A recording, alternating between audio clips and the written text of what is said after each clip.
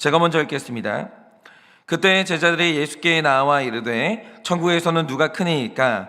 예수께서 한 어린아이를 불러 그들 가운데 세우시고 이르시되 진실로 너희에게 이르노니 너희가 돌이켜 어린아이들과 같이 되지 아니하면 결단코 천국에 들어가지 못하리라. 그러므로 누구든지 이 어린아이와 같이 자기를 낮추는 사람이 천국에서 큰 자니라.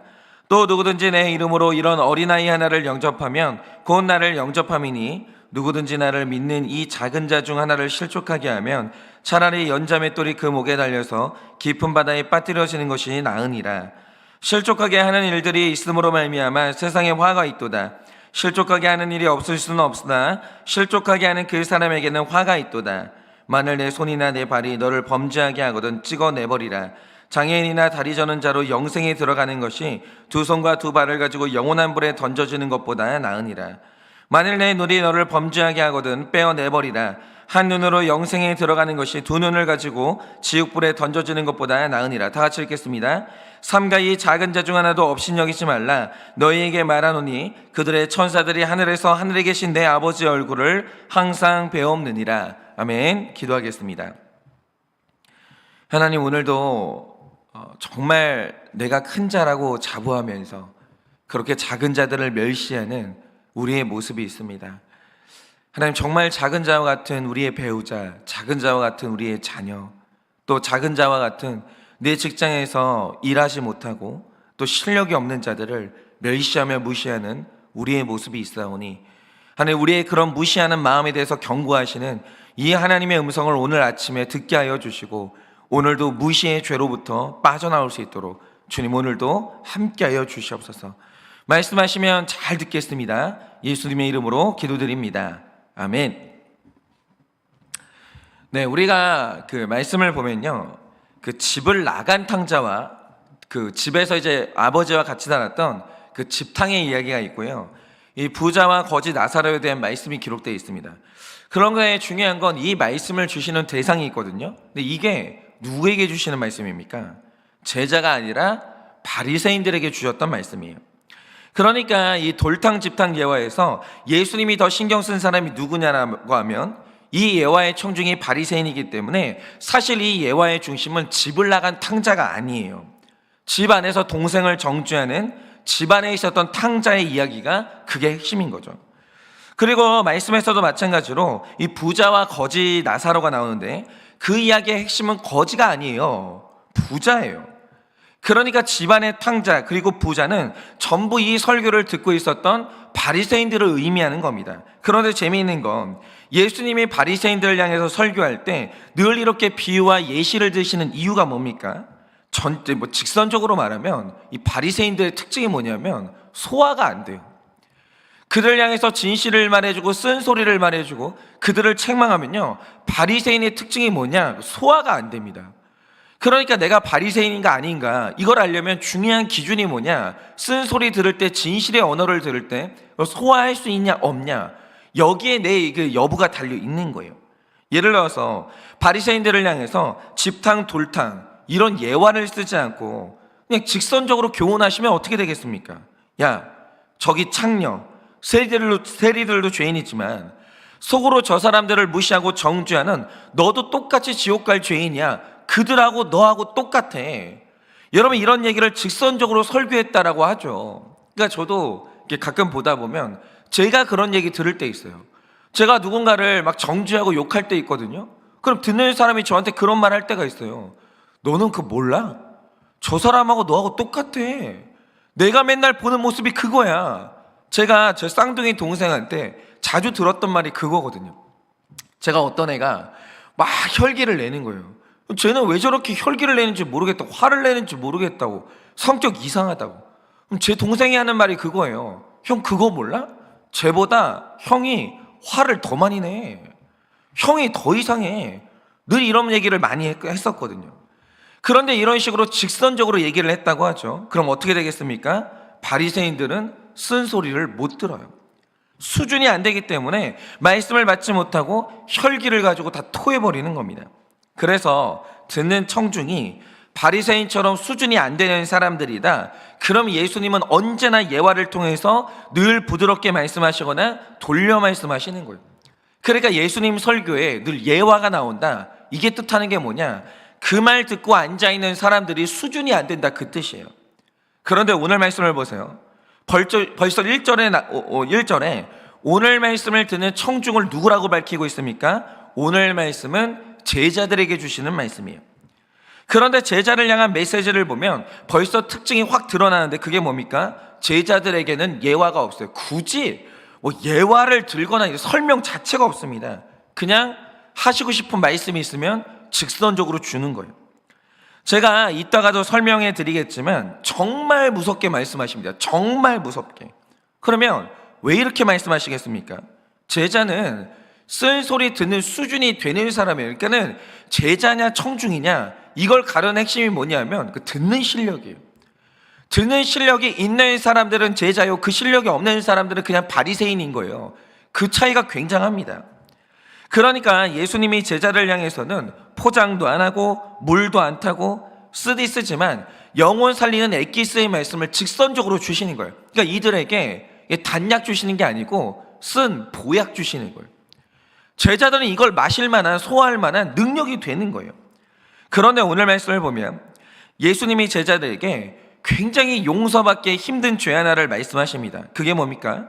여러분께서 오늘 말씀 7절을 언뜻 보시면 그 뜻이 이해가 안 가실 거예요. 그러니까 뭐라고 기록되어 있냐?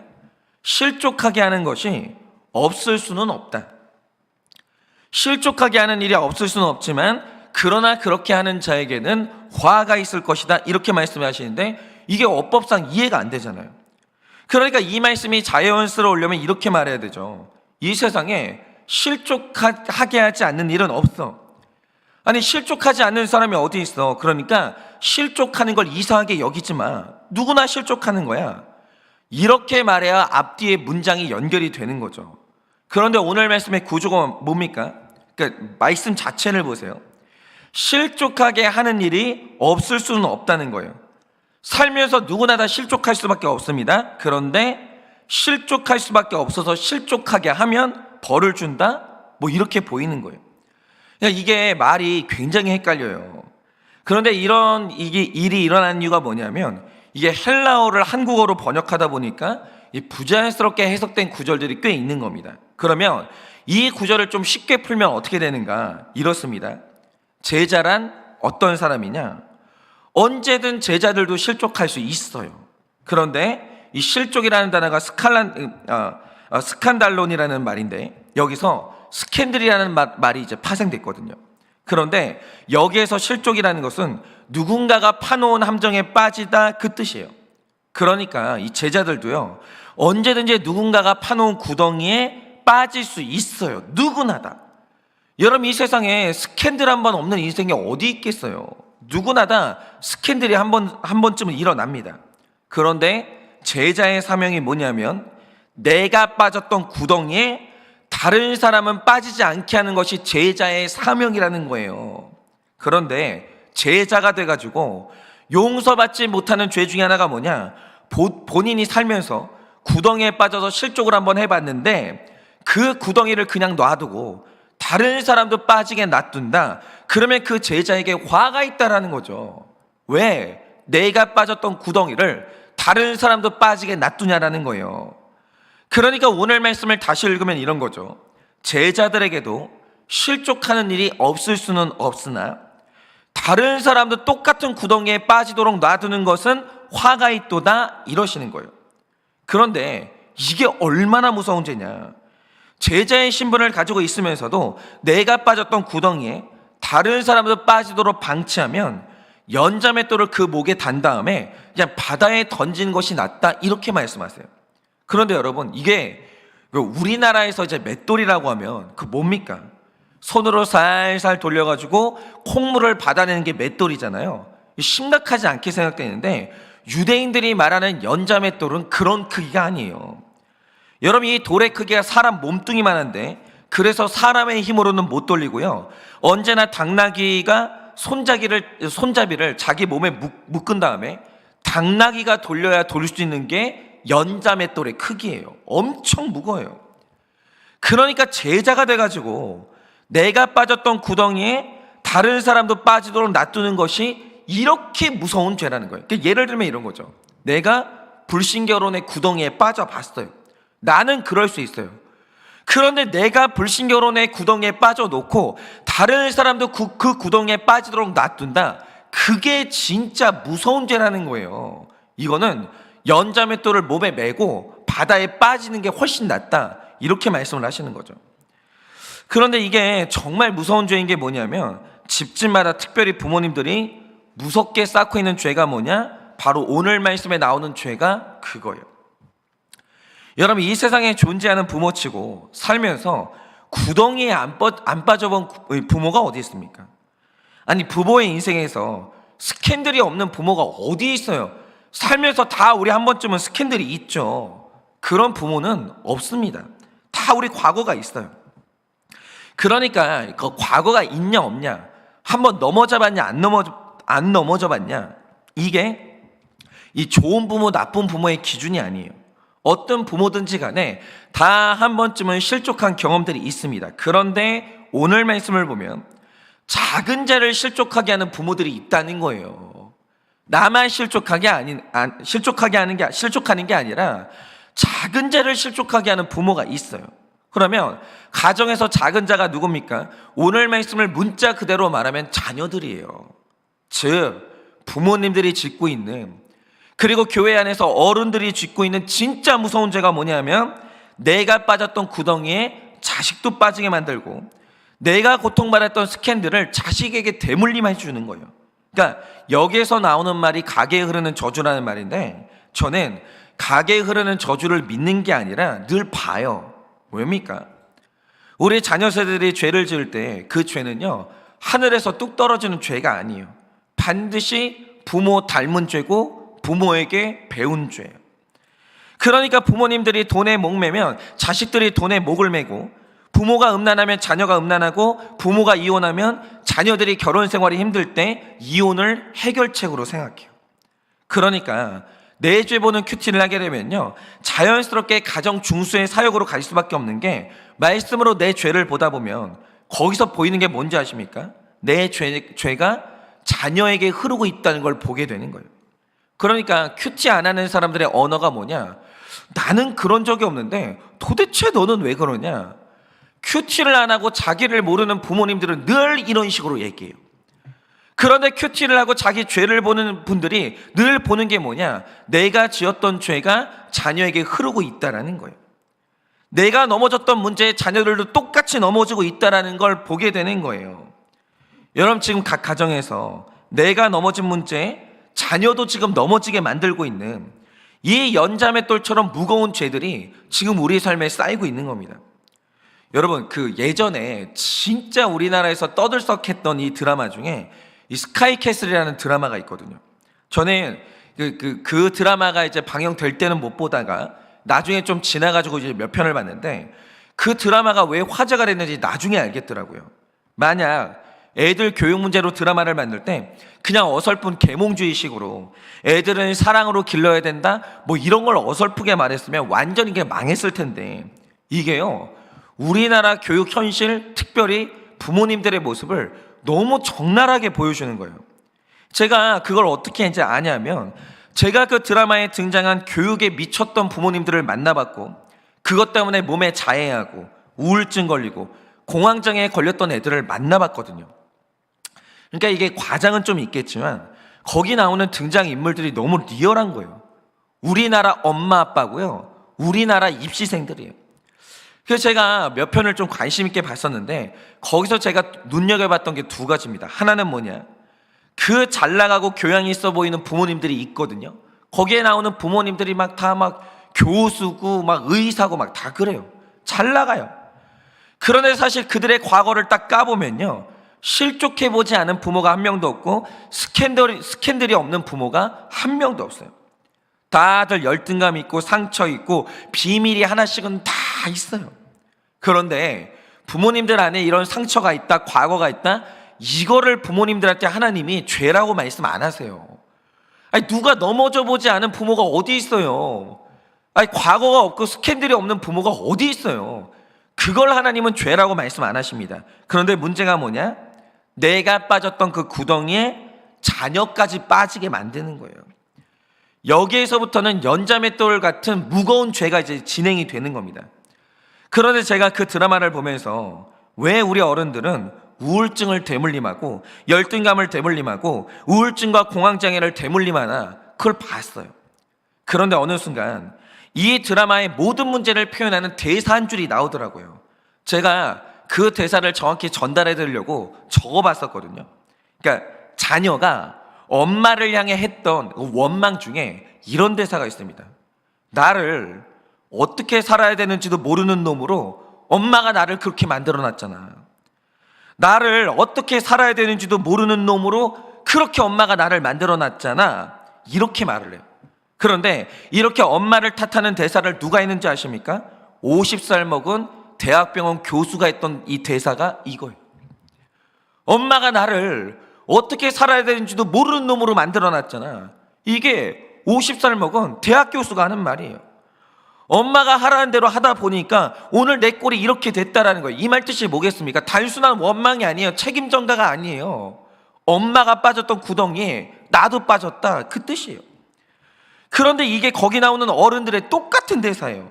어른들 중에 자기 인생을 놓고 내가 잘못 살았다고 인정하거나 회개하고 책임지는 사람이 그 드라마에는 아무도 안 나와요. 아무도. 전부 다 숨기거나 변명하거나 책임 전가하거나. 이게 거기 나오는 부모님들의 똑같은 모습들이에요. 똑같은 모습들. 그러니까 살면서 내가 실족하는 건 그럴 수 있어요. 거기까지를 놓고 하나님이 뭐라고 하시는 건 아니에요. 문제는 뭐냐? 내가 살아온 길을 내 자녀가 뒤따라오고 있는데 그 자녀 앞에서 나는 구덩이에 빠진 적이 없는 척, 내가 빠졌던 구덩이가 부끄러워서 안 보이게 다들 덮어버리는 거예요. 그러니까 어떤 일이 일어나냐? 애들이 그 뒤를 따라오다가 엄마가 자기 구덩이를 가려버리니까 애들이 어느 날 똑같이 그 구덩이에 빠져버리는 거예요. 그런데 오늘 말씀 3, 4절에서 예수님이 강력하게 말씀하시는 게 뭡니까? 그러면 이 가게에 흐르는 저주를 어떻게 끊을 수 있냐, 이거예요. 여러분이 8절에서 10절을 보시면 굉장히 무서운 기록이 있는데 이 기록을 잘 보세요. 8절을 보시면 내 손이나 내 발이 범죄했거든 찍어서 내버리라는 거예요. 그러니까 제자들에게는 이런 표현으로 말씀을 하시는 거예요. 만약 네 손이나 네 발이 범죄했거든 찍어가지고 버리라는 거예요. 만약에 너의 눈이 범죄했으면 그것도 빼가지고 내버리라는 거예요. 그런데 이 말씀은요, 죄가 얼마나 심각한 것인지를 강조하시는 예수님의 교육 방식인데, 여기서 우리가 놓치지 말아야 될 예수님의 진짜 의도가 뭐겠습니까? 진짜 의도를 봐야 돼요. 정말 도끼를 갖다 놓고 손 찍어, 발 찍어, 눈을 빼, 이게 아니에요. 여러분, 이 말씀의 의도가 뭐겠습니까? 손이 범죄했다면 그 손의 범죄를 인정하라는 거예요. 이 손이 여러분 생각을 해보세요. 만약에 내가 손이 죄를 지었어요. 그래서 찍어가지고 버렸어요. 티가 날 거 아니에요. 티가 날 거 아니에요. 손이 없는데. 아니, 그 손이 왜 없습니까? 물어볼 거 아니에요. 뭐라고 대답하겠어요? 이 손이 범죄를 했기 때문에 제가 찍어서 버렸습니다. 이렇게 말하라는 거예요. 이 말 뜻이 뭐겠습니까? 손이 범죄했다면 네 손의 범죄를 인정하라는 거예요. 그래, 그 죄에 대한 대가를 치르라는 것이고, 만약 눈이 범죄를 했으면 그게 얼마나 심각한 죄인지를 인정하고 그에 합당한 대가를 치르라는 거예요. 자녀들 앞에서 시인할 것은 시인하고 무릎 꿇고 회개해야 될 것은 회개하고 하라는 거예요. 그런데 여기서 찍는다, 빼어내다, 이 모든 표현이 말하는 게 뭐겠습니까? 당신이 저지른 범죄에 대해서 숨기지 말라는 거예요. 숨기지 말라는 거예요. 오픈하고 회개하라는 겁니다. 그런데 내가 자녀 앞에서 손으로 저질렀던 그 손의 범죄를 숨기고 눈으로 저질렀던 이 죄를 숨기면 내가 빠졌던 구덩이를 숨기는 건데, 내가 빠졌던 그 구덩이를 숨기면요, 자녀들이 인생을 걸어가다가 어느 날 내가 숨겼던 구덩이에 또 빠지는 거예요. 또. 그런데 내가 빠졌던 그 구덩이를 오픈하고 이게 내가 빠졌던 구덩이야, 너는 절대로 빠지면 안 돼, 여러분 이렇게 회개의 모습을 보여주면 그 자녀들은요, 그 구덩이를 피해갈 수가 있는 거예요. 그러니까 만약에 제가 이제 아버지에 이어서 저도 목회를 하고 있는데, 만약에 제가 오늘 지금 아버지가 했던 시행착오보다 훨씬 적은 시행착오를 하고 있다, 아버지의 실수보다 내 실수가 훨씬 적다, 제가 탁월한 게 아니에요. 저희 아버지가 자기 인생의 모든 실수를 오픈해 준 거예요. 야, 현성아, 아버지가 목회를 해보니까 이런 실수를 했어, 이런 잘못을 했어. 이게 얼마나 무서운지를 몰라. 그러니까 저희 아버지가 저한테 했던 말씀 중에 하나가 그거예요. 야, 현성아, 아버지 세대는 권위주의 세대였거든. 그러니까 어떤 성도님들이 충성하면 얼마나 목사님들이 함부로 했는지 몰라, 얼마나 상처 주는 말을 아무렇지도 않게 했는지를 몰라. 그런데 성도님 없는 목사는 없는 거야. 성도 없는 목사는 없는 거야. 성도님들이 얼마나 귀한지를 알아야 돼. 쩔쩔맬 필요도 없지만 그 한 사람이 얼마나 귀한지를 너는 알아야 돼. 함부로 살지 마, 함부로 하지 마, 비인격적으로 대하지 마. 이런 말씀을 얼마나 해주셨는지 몰라요. 여러분, 그게 바로 회개의 능력이고 가게에 흐르는 저주를 끊는 유일한 방법이에요. 내가 빠졌던 구덩이를 보여줘야 될 거 아니에요.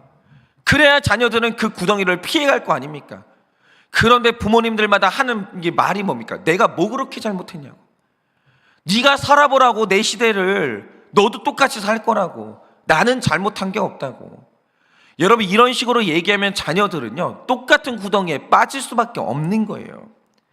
그런데 나는 구덩이에 빠진 적이 없는 것처럼, 내 인생에는 구덩이가 아예 없었던 것처럼 거짓말을 하면 이 자녀들이 거기에 대물림돼서 똑같이 빠지는 겁니다. 이거는 저도 예외가 아니죠. 그러니까 살다 보니까 어느새 저도 한 아이의 아버지가 됐어요. 그런데 이 아이를 보고 있으면 제가 가진 연약함을요, 어김없이 물려받았습니다. 근데 그 중에서 가장 큰 게 뭐냐면, 벌써부터 얘가 이제 저를 닮아가지고 교회에 있는 장소 중에 제일 좋아하는 장소가 어딘지 아십니까? 얘는 청중석을 좋아하지 않아요. 꼭 여기를 좋아해요. 제가 서 있는 이 자리를. 아니, 어떻게 하면 좋은지를 모르겠어요. 그러니까는 이게 드러나고 돋보이고 이런 자리를 너무 좋아해요. 그래서 이 아이가요, 사람에게 인정받고 사랑받고자 하는 욕구가 너무 큽니다. 제가 그 욕구를 타고났거든요. 그런데 이런 욕구를 가진 제가 빠졌던 구덩이가 뭐냐? 부모님에게 사랑받고 싶고 인정받고 싶은데 인정을 못 받고 사랑을 못 받았던 거예요. 중요한 건 이겁니다. 제가 왜 인정을 못 받았을까요? 제가 왜 사랑을 못 받았을까요? 중요한 건 왜냐, 이거 아니에요. 왜냐? 내가 왜 형보다 사랑을 못 받았지? 내가 왜 동생보다 사랑을 못 받았지? 그런데 그때 제가 빠졌던 생각의 구덩이가 뭐냐? 원래 아버지는 첫째를 무조건 좋아하고 엄마는 이유도 없이 막내를 좋아하는데 나는 재수 없게 둘째로 태어났다는 거예요. 그러니까 내가 한 행동에서 이유를 찾는 게 아니라 형은 첫째고 동생은 막내고 나는 둘째니까 출생의 순서 때문에 내가 억울하게 사랑을 못 받는다는 거예요. 이런 식으로 말도 안 되는 합리화를 하면서 늘 형과 동생을 미워했습니다. 니들만 없으면 내가 첫째고 너만 없었으면 내가 막내인데 니들이 내 자리를 차지했어. 나는 아무 이유도 없이 억울하게 그냥 둘째로 태어나서 내가 오늘 이렇게 사랑을 못 받아. 이런 식으로 생각하면서 제 형과 동생을 얼마나 살인했는지 모릅니다. 그런데 제가 큐티를 하면서 보게 된 사실이 뭔지 아십니까? 제가 둘째라 혼나고 둘째라 사랑을 못 받고 둘째라 인정을 못 받은 게 아니었던 거예요. 제가 그렇게 맞을 짓을 많이 했어요. 제가 그렇게 혼날 짓을 많이 했어요. 이거는 뭐 사랑받겠다 인정받겠다 욕심만 많지, 형처럼 공부를 열심히 하나 아니면 동생처럼 의롭게 살기를 하나, 공부도 안 하는 게 부모님이 무슨 말을 하면 빠락빠락 대들기만 하고 입만 열면 옷 사게 돈 달라고 하니까 저 같아도 밉죠. 뭐가 예쁘겠어요. 그런데 나를 객관적으로 못 보고 늘 부모 원망, 형 원망, 동생 원망을 하고 살았는데, 만약 여기에서 제가 넘어졌던 이 합리화의 구덩이, 이 변명의 구덩이를 제가 딸 앞에서 인정하고 이게 아빠가 빠졌던 구덩이라고, 너는 절대 이 구덩이에 빠지지 말라고 회개하지 않으면 제 딸이 사랑받지 못할 때 그 이유를 못 찾는 거예요.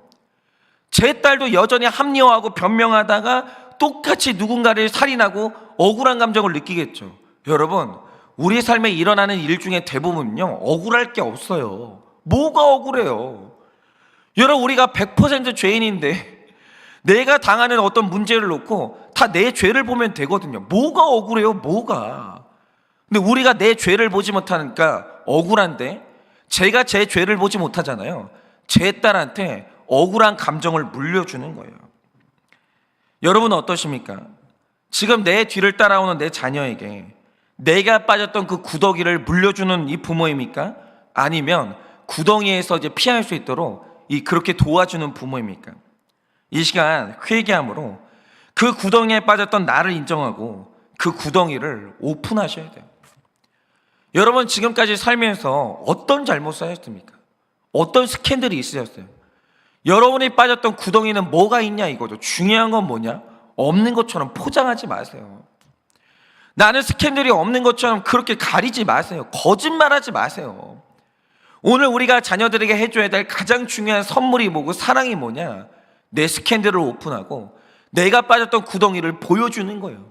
아빠가 이 구덩이에 빠졌었다고, 아빠가 이런 스캔들에 빠졌었다고, 아빠 안에는 음란함이 있고, 아빠 안에는 가정을 등한시하는 그런 죄패가 있고, 아빠 안에는 혈기가 있고, 아빠 안에는 거짓말이 있다고.